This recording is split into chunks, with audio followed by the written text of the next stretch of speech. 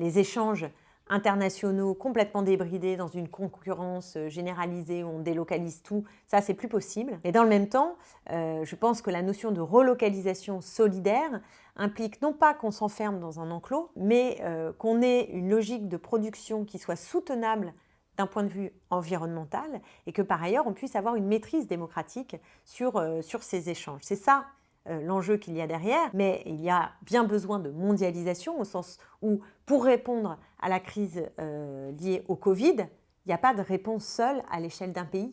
Il faut bien qu'il y ait de la coopération internationale pour lutter contre une pandémie. Si on réfléchit aux catastrophes naturelles qui nous attendent, on ne peut pas penser les réponses uniquement enfermées dans une échelle nationale. Il y a bien besoin de solidarité et de coopération internationale.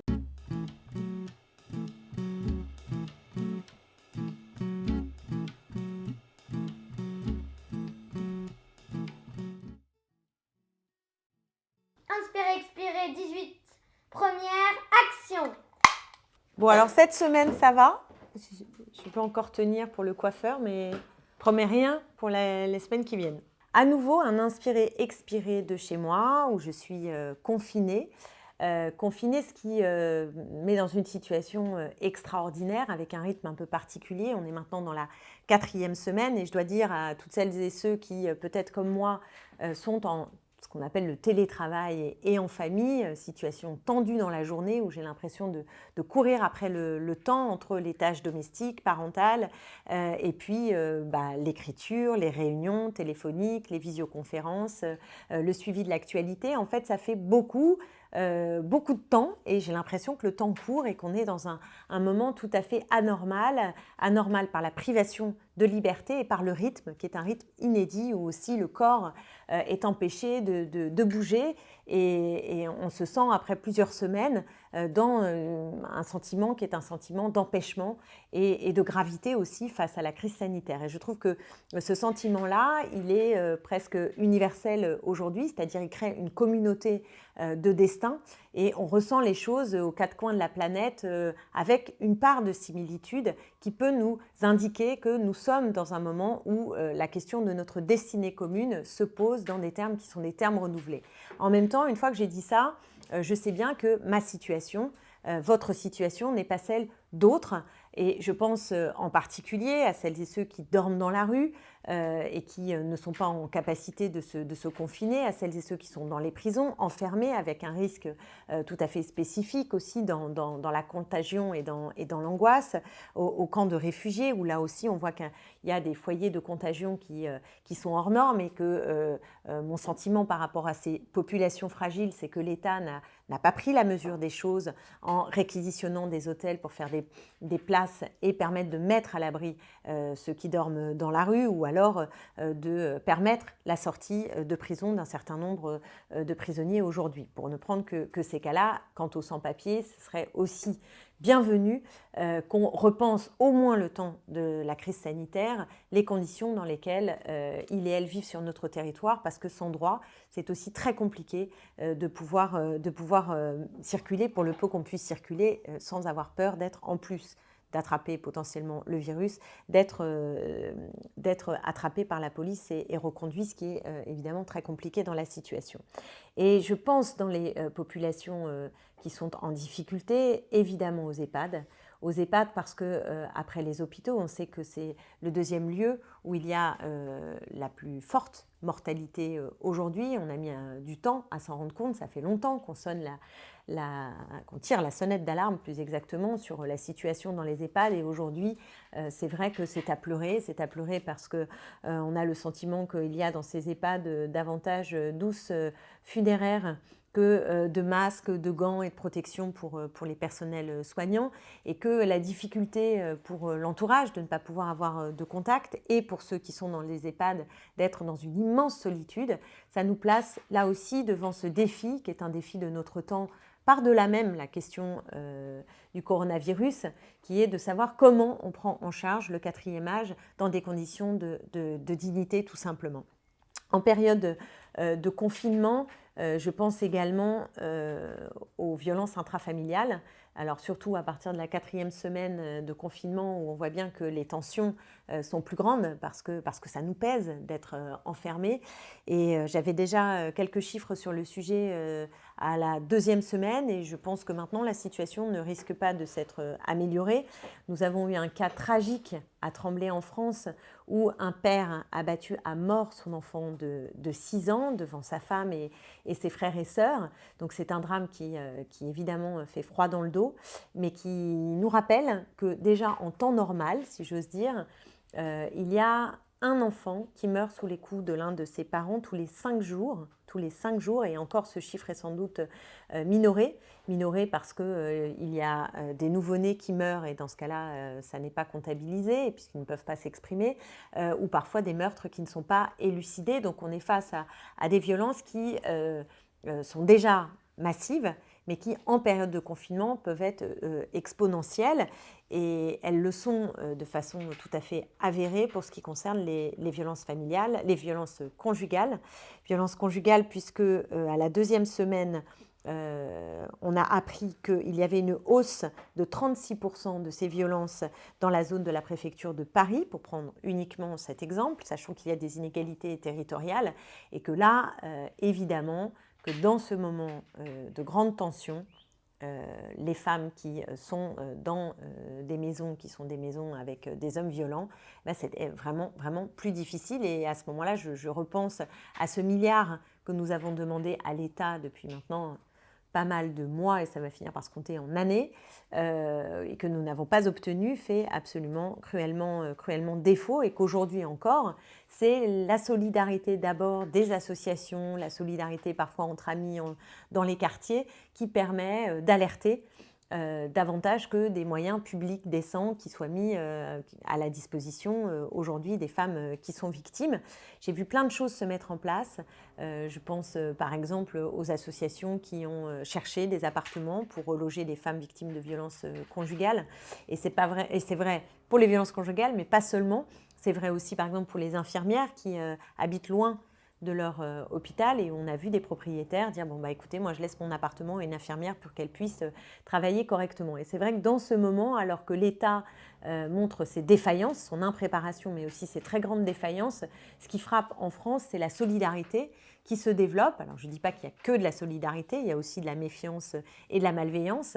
Je pense par exemple à ces infirmières qui trouvent en bas de leur porte une petite affichette expliquant que ça serait bien qu'elles aillent habiter ailleurs parce qu'elles risquent de propager le virus. Ça, ce n'est pas tout à fait l'état d'esprit qu'on aimerait dans ce moment de crise sanitaire. Mais je veux vraiment retenir l'immense entraide qui se développe avec, par exemple, moi je vois à Sevran, je pense à Myriam Benamour, qui est une élue de mon groupe et qui est par ailleurs une militante associative et qui a organisé toute une collecte pour aider les Glycines, qui est une maison bien connue qui accueille des personnes âgées et qui a eu un cas de Covid et qui ensuite s'est retrouvée dans une situation où il y avait besoin de ces gestes de solidarité. Il y en a beaucoup en France et ça, c'est tout à fait réjouissant. Et puisque je parle d'inégalité sociale, je voudrais insister sur leur dimension territoriale.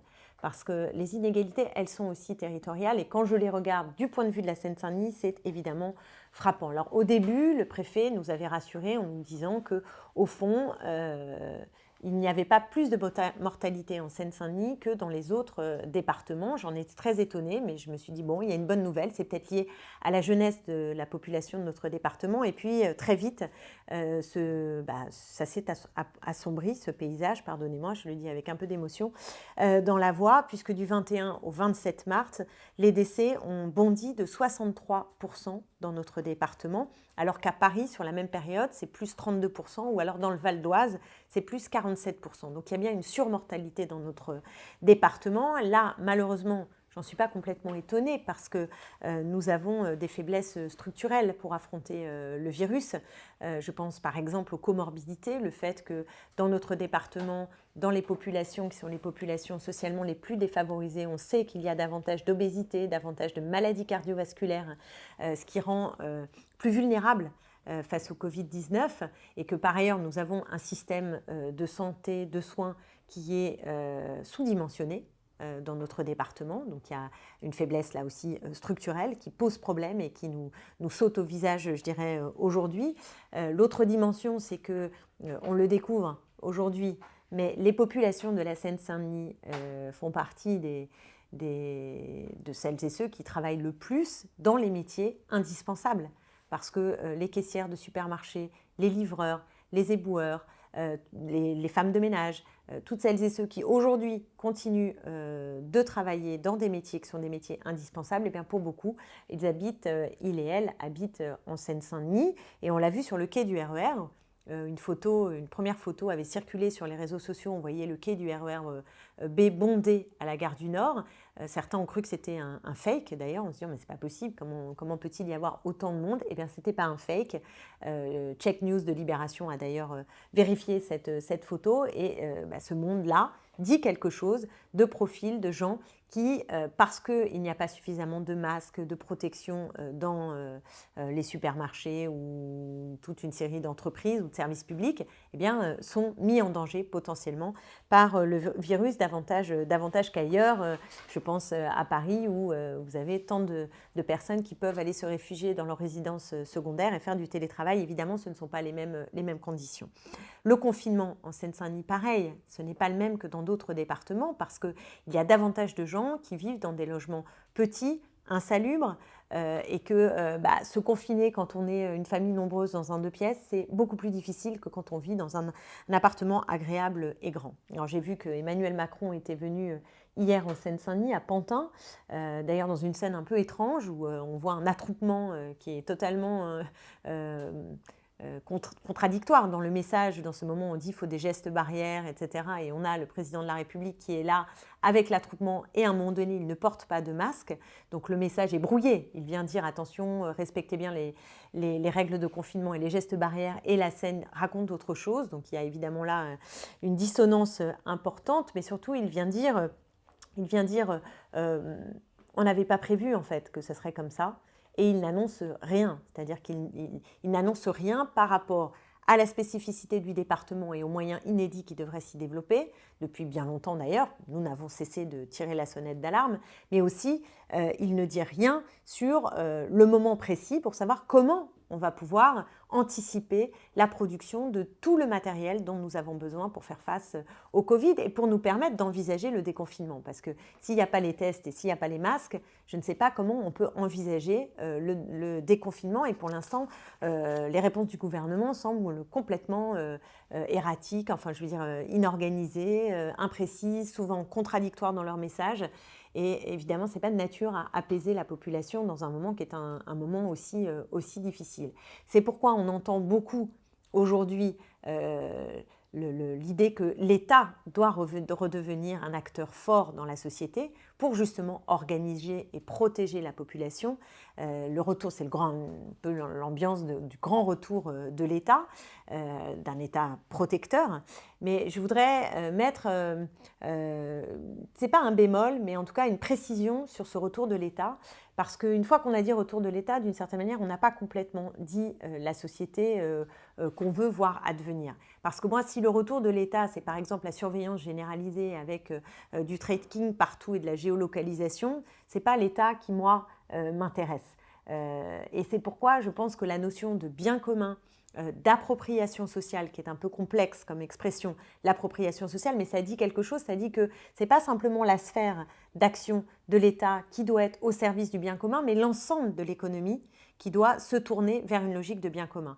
Et donc c'est la politique, quelque part, plus que l'État, qui doit être au service du bien commun avec un outil qui est un outil législatif qui doit permettre de contraindre, faire par exemple que ce n'est pas acceptable dans une société que les gens fassent autant de profits pendant que d'autres galèrent et n'arrivent pas à finir les fins de mois ou qu'on n'ait pas de moyens pour le système de santé. Donc c'est bien à l'État, c'est-à-dire aux politiques, de gouverner et de permettre cette attribution des revenus de façon totalement modifiée par rapport à ce que c'est aujourd'hui.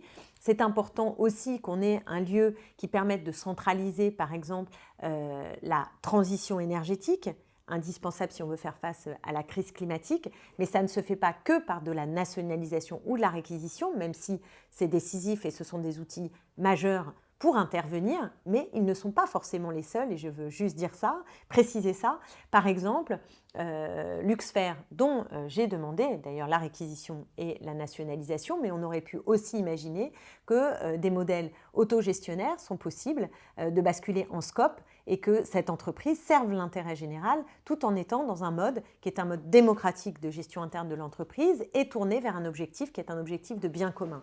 Donc je dis juste ça parce que quand je dis organiser et retour de l'État, ce n'est pas dans une logique de Gosplan comme si on allait revenir à l'Union soviétique, mais bien dans une logique de penser l'ensemble de la société avec des rouages qui soient plus démocratiques et qui, par tous ces aspects, soient tournés vers l'intérêt commun et les biens qui sont les biens essentiels, décisifs pour vivre. Et je pense que la période est vraiment celle où on doit se poser la question des besoins. C'est une des questions majeures aujourd'hui dans notre société.